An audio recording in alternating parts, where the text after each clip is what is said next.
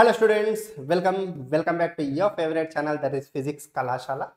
So ఈ రోజు వీడియోలో మనం సెకండ్ ఫేజ్ కౌన్సిలింగ్ కి ఎవరెవరు ఎలిజిబుల్ అండ్ ఫస్ట్ ఫేజ్ లో సీట్ ని యాక్సెప్ట్ చేస్తే సెకండ్ ఫేజ్ లో పార్టిసిపేట్ చేయవచ్చా లేదంటే వద్దనుకుంటే సెకండ్ ఫేజ్ లో పార్టిసిపేట్ చేయవచ్చా. సో దీని గురించి కంప్లీట్ క్లారిటీ తీసుకుందాం. అంటే మీకు ఆల్రెడీ అలాట్మెంట్ ఆర్డర్ వచ్చింది కదా, ఆ అలాట్మెంట్ ఆర్డర్ ఇన్స్ట్రక్షన్స్ ద్వారా సో మీకు ఆ ఎలిజిబిలిటీ క్రైటీరియా అనేది ఎక్స్ప్లెయిన్ చేస్తాను. సో మీకు కూడా ఒక కంప్లీట్ క్లారిటీ వస్తుంది. ఓకేనా. సో వీడియోలోకి వెళ్ళే ముందు so just you guys know that so we have launched the Physics Kalashala YouTube channel academics. So అంటే ఇది సపరేట్ ఛానల్ అనమాట, ఇదేమో మన మెయిన్ ఛానల్ ఫిజిక్స్ కళాశాల అన్నది.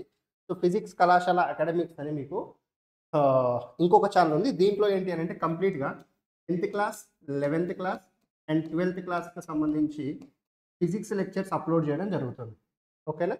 సో ఎవరైనా స్టూడెంట్స్ 10th 11th 12thలో ఉంటే సో వాళ్ళకి మన ఛానల్ని రికమెండ్ చేయండి. ఓకేనా. Sorry guys. సో ఇక నెక్స్ట్ వచ్చేసరికి సో ఇక్కడ ఒక చేంజ్ లాస్ట్ వీడియోస్కి ఈ వీడియోస్కి ఒక చేంజ్ ఏంటి అని అంటే లాస్ట్ వీడియోస్ వరకు మనం ఫ్రీ మెంటర్షిప్ ప్రోగ్రామ్ ఆఫర్ చేసాం ఫస్ట్ ఫేజ్ కౌన్సిలింగ్ వరకు.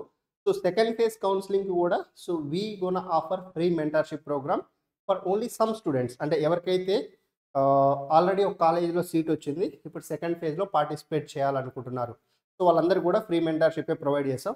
But no seat allotted students ఎవరైతే ఉన్నారో సో వీళ్ళకి పెయిడ్ మెంటర్షిప్ ఉంటుంది.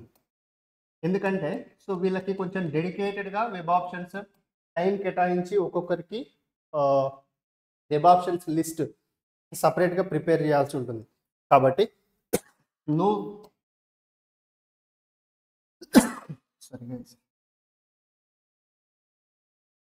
నో సీట్ అలాటెడ్ స్టూడెంట్స్కి సో పెయిడ్ మెంటర్షిప్ ఉంటుంది. సో నామినల్ ఫీ ఛార్జ్ చేస్తాం. సో వాళ్ళకి ఏంటి అని అంటే ఆ స్టూడెంట్స్ ర్యాంక్ ప్రకారం సో వాళ్ళ కాలేజెస్ అండ్ వాళ్ళ డిజైర్డ్ బ్రాంచెస్ని బట్టి సో ఆ వెబ్ ఆప్షన్స్ లిస్ట్ అనేది ప్రిపేర్ చేయడం జరుగుతుంది. సో ఇంట్రెస్ట్ ఉన్న స్టూడెంట్స్ సో ఈ నెంబర్కి కాల్ చేయండి. ఎందుకంటే దీనికి టీమ్ సపోర్ట్ అవసరం ఉంటుంది. సో నేనంటే ఫ్రీగా పనిచేస్తాను కానీ టీమ్ ఫ్రీగా పనిచేయరు కదా. సో దానికోసమే నామినల్ ఫీ ఛార్జ్ చేస్తాం. అంటే ఒక ఇద్దరు ముగ్గురిని హైర్ చేసుకొని సో వాళ్ళ ద్వారా వెబ్ ఆప్షన్స్ పెట్టించడం కానివ్వండి అండ్ వెబ్ ఆప్షన్స్ ప్రిపేర్ చేయించడం పీడిఎఫ్, సో ఇదంతా ప్రాసెస్ ఉంటుంది కాబట్టి నామినల్ ఫీ ఛార్జ్ చేస్తాం. ఓకే చలో. సో ఇక సెకండ్ ఫేజ్ కౌన్సిలింగ్కి ఎలిజిబిలిటీ క్రైటీరియా కనుక మీరు ఒకసారి సో మీ అలాట్మెంట్ ఆర్డర్లో సో మీకు ఇలా ఇన్స్ట్రక్షన్స్ ఉంటాయి. సో ఇన్స్ట్రక్షన్స్లో మీరు చెక్ చేసుకోవచ్చు. సో ఫస్ట్ మీకు ఇప్పుడు ఫేజ్ 1లో కాలేజ్ వచ్చింది. సో ఫర్ ఎగ్జాంపుల్ ఇప్పుడు ఫేజ్ 1లో మీ కాలేజ్ వచ్చింది. సో ఈ కాలేజ్ని మీరు యాక్సెప్ట్ చేయడం ఒకటి, లేదు అంటే వద్దనుకోవడం. ఓకేనా. సో ఇప్పుడు మీరు యాక్సెప్ట్ చేద్దాం అనుకున్నారు అని అంటే డైరెక్ట్గా ఏం చేస్తారు, సో ఇక్కడ మీకు ఇన్స్ట్రక్షన్స్ ఇచ్చారు చూడండి. సో మీరు అలాట్మెంట్ ఆర్డర్ డౌన్లోడ్ చేసుకుంటారు. So pay tuition fee online ఉంటుంది. అలాట్మెంట్ ఆర్డర్ ఓపెన్ చేయగానే లాగిన్ అయ్యి సో అక్కడ మీకు పే ట్యూషన్ ఫీ ఆన్లైన్ ఉంటుంది.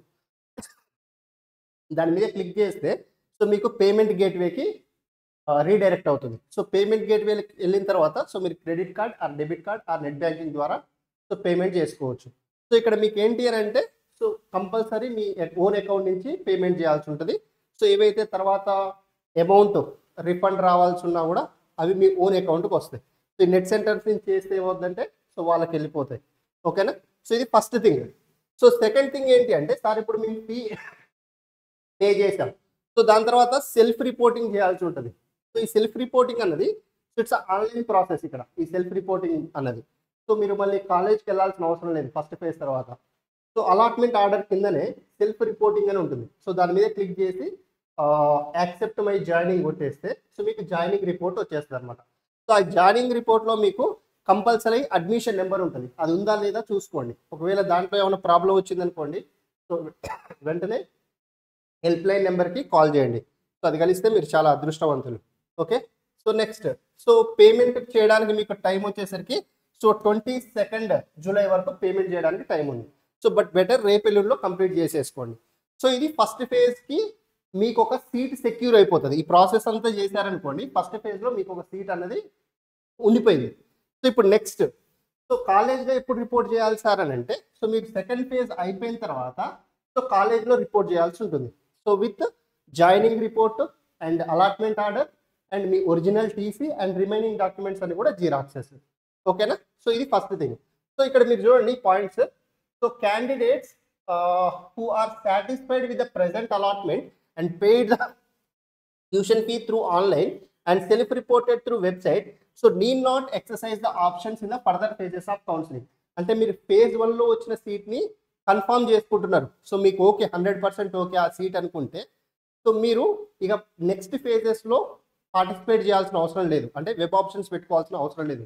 డైరెక్ట్గా సెకండ్ ఫేజ్ తర్వాత మీకు ఫస్ట్ ఫేజ్లో ఏదైతే కాలేజ్ వచ్చిందో ఆ కాలేజ్కి వెళ్ళి మీరు సర్టిఫికేట్ సబ్మిట్ చేస్తారు. ఓకేనా. సో ఒకవేళ మీరు సెకండ్ ఫేజ్లో ఇంకా కొంచెం బెటర్ కాలేజ్ కోసం నేను ట్రై చేస్తాను సార్, ఫస్ట్ ఫేజ్లో నాకు ఆల్రెడీ వచ్చింది, ట్యూషన్ ఫీజు పే చేశా, ఆన్లైన్లో సెల్ఫ్ రిపోర్టింగ్ చేశాను, సో బట్ దీనికంటే బెటర్ కాలేజ్ కోసం ట్రై చేస్తాను అన్న స్టూడెంట్స్ ఏం చేయాలి అని అంటే, సో సెకండ్ ఫేజ్లో డైరెక్ట్గా 26 రోజు వెబ్ ఆప్షన్స్ పెట్టుకుంటారు. ఓకేనా. సో ఫస్ట్ ఫేజ్లో దానికి వచ్చిన కాలేజ్ కంటే ఓన్లీ బెటర్ కాలేజెస్ మాత్రమే మీరు సెకండ్ ఫేజ్లో పెట్టుకోవాలి.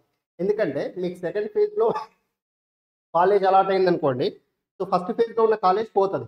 ఒకవేళ మీకు సెకండ్ ఫేజ్లో కాలేజ్ అలాట్ అవ్వలేదు అనుకోండి, సో ఫస్ట్ ఫేజ్లో ఉన్న కాలేజ్ అలానే ఉంటుంది. ఓకేనా. సో ఇది ఒకటి చాలా చాలా ఇంపార్టెంట్ థింగ్ అనమాట. ఓకేనా. సో సో ఇక్కడ చూడండి, so the candidate can participate in the second phase of counselling without paying the tuition fee in the first phase. So but the provisional allotment made in the first phase automatically stands cancelled and candidates will have no claim on the previous allotment now made.